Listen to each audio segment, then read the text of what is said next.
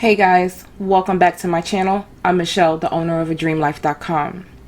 And yesterday I produced a video called the Narcissistic Trauma Bond Part 1. And on next Monday, I'm going to release Part 2 of the Trauma Bond. But today I was thinking about particular circumstances that can lead up to the Trauma Bond. And one in particular is the hijacking of your trust.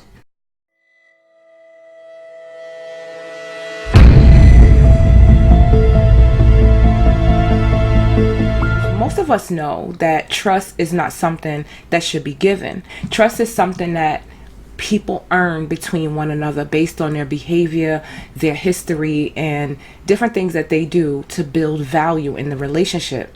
So narcissists, what they have to do is fast forward past the trust phase.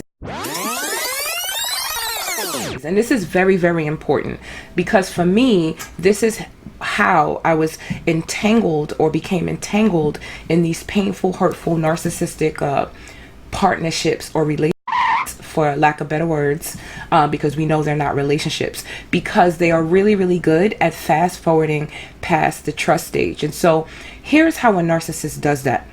First of all, as I've said before, 9 times out of 10, when a narcissist enters your life, they have already in some form or fashion studied you, right? Or at least they pick up on that empathetic energy and they have an idea who you are. But what they need to do is be able to dig into that trauma, that unresolved trauma that we have not yet dealt with, right? A lot of us are running around here with insecurities, or maybe we're working too much and we haven't spent enough time catering to ourselves and taking care of ourselves, and all of these kind of things leave like a back door open for the narcissist to get in. But remember, narcissistic people always have an ulterior motive, and that ulterior motive is to control you.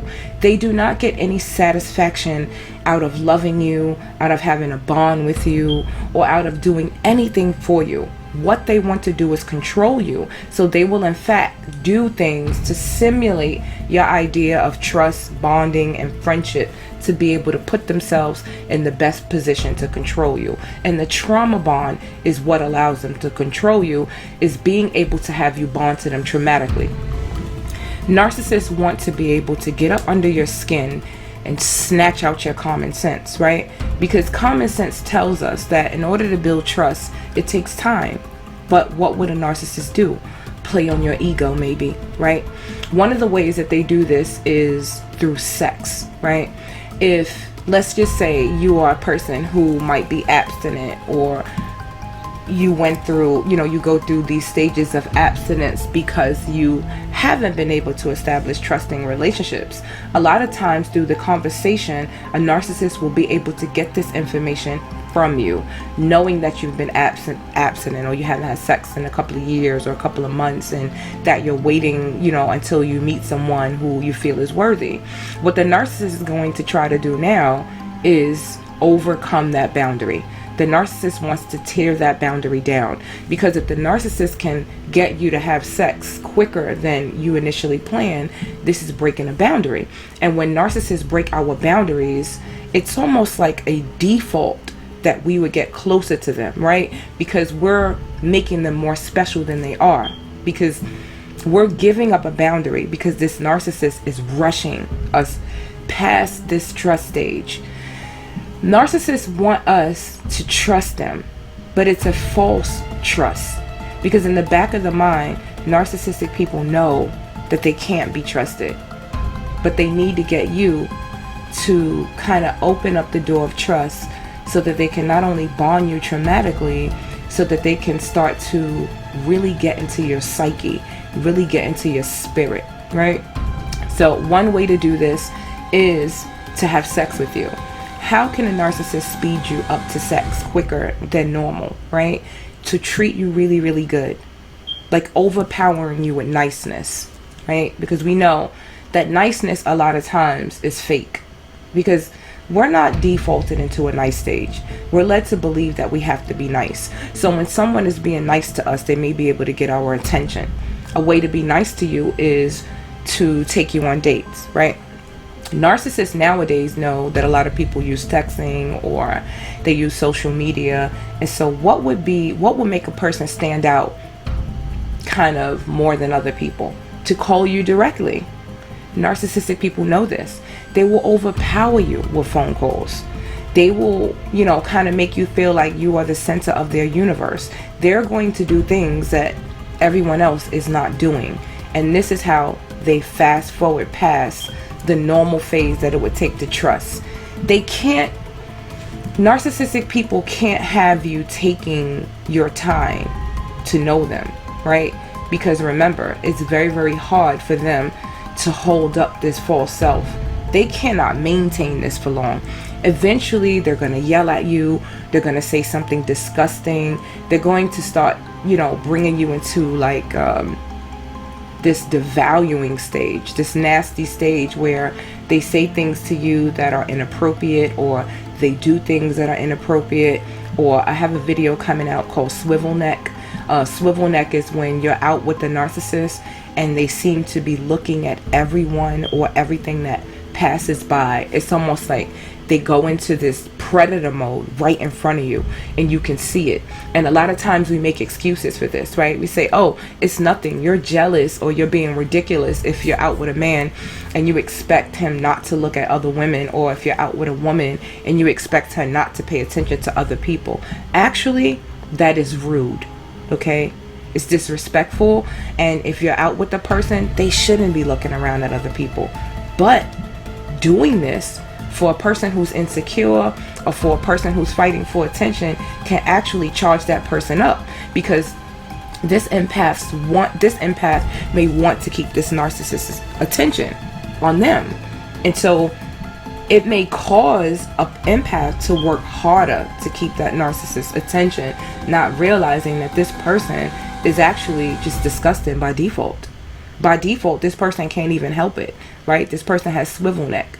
And this is also setting in the trauma bond, because the person could have you out on a date, right? And so there's a conflict here. And so if you mention it, you're like, why are you looking at all these people? They're like, what? These people don't mean anything to me. I'm out with you.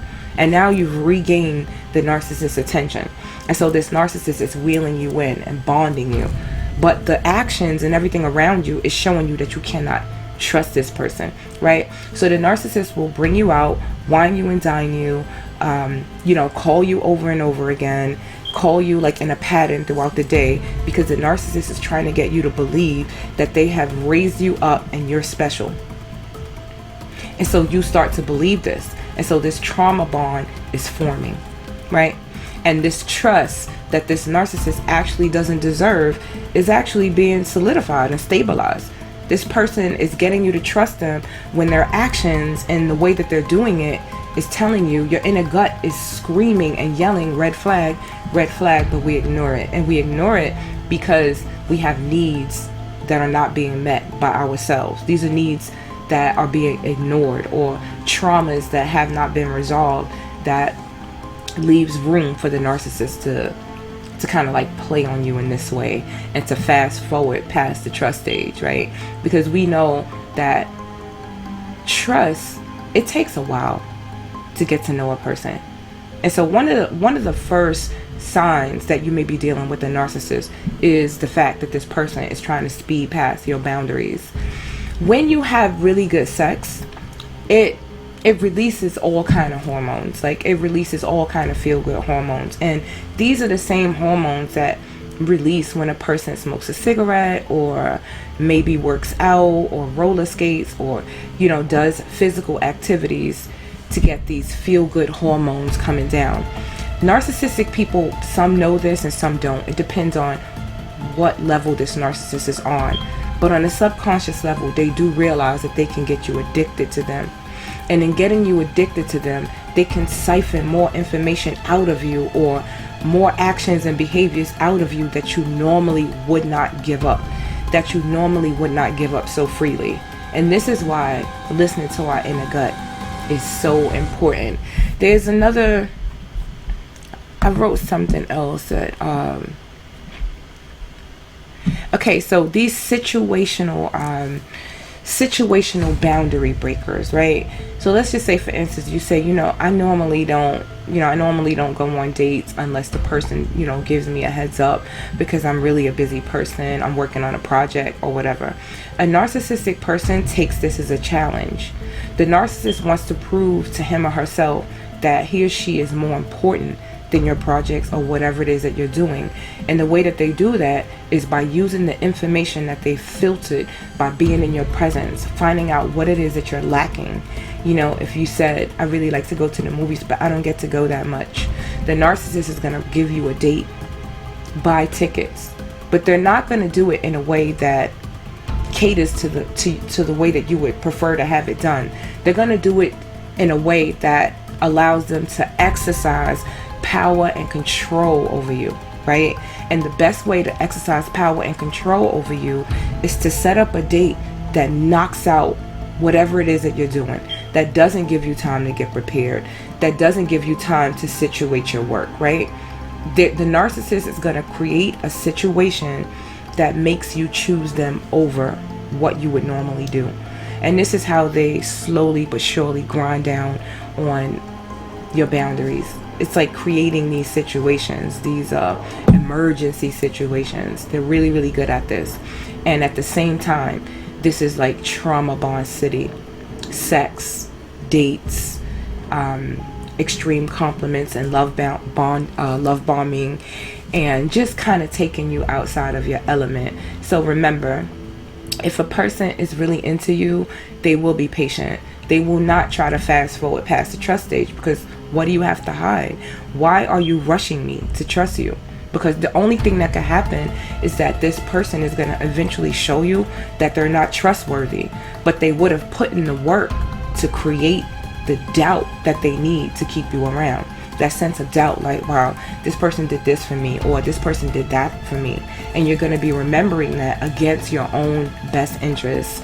So remember, narcissists love bomb, create situational boundary breakers to be able to attach to you, crawl up under your skin, and snatch out your common sense. I hope you enjoyed this video. Be sure to hit the bell notification so you can be notified when a new episode drops. If you did like this video, prove it by pressing like. And if you know someone who you think could benefit from this video, please share this video. And if you have subscribed to my channel, thank you. I appreciate you. And if you haven't yet subscribed, please feel free to scroll through the videos and peek at some of the ones that I've created already. And I'm sure you'll find something that resonates with you. Hey, and listen, if you have any experiences or any idea of, how these narcissists fast forward people past the trust stage, something you may have experienced on your own, or a story that you know, please share it in the comment section. Or if you have a personal story, you can email it to me at ask-michelle@adreamlife.com. See you soon.